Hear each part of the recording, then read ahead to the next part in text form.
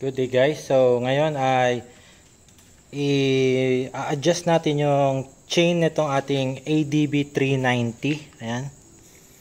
Medyo loose na siya. Ayan o.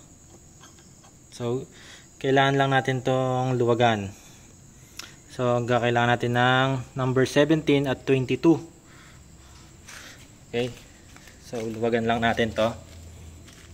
Kontra dito yung isa. Isa naman ay dito. So niluwagan ko na to kanina, kaya ayan, pakita ko lang sa inyo. Ayan, ito yung size 22.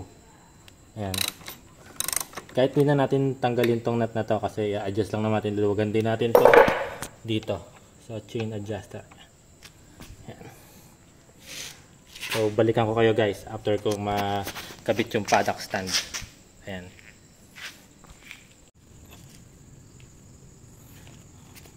So guys, adjust na natin to. Yung isang malaki na to. Ito, dito tayo sa chain adjuster. Tulak lang natin siya. May guide naman to.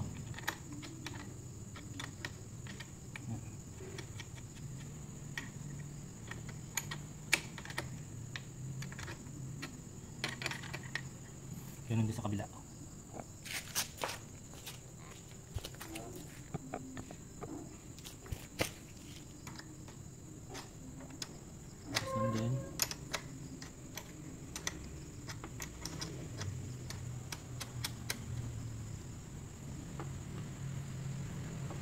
Medyo masikip guys. So, test natin yung sa kabila ng tama. So guys, tapos na natin i-adjust yung chain. Nahigpitan ko na rin tong mga nut nya. At nilinis ko na rin siya. Nilagyan ko na rin siya ng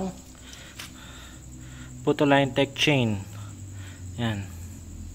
Talagyan na natin siya. So, ayan na yung play nya. Okay. Sakto lang.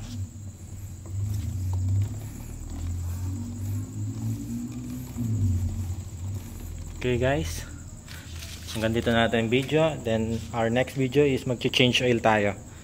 Okay,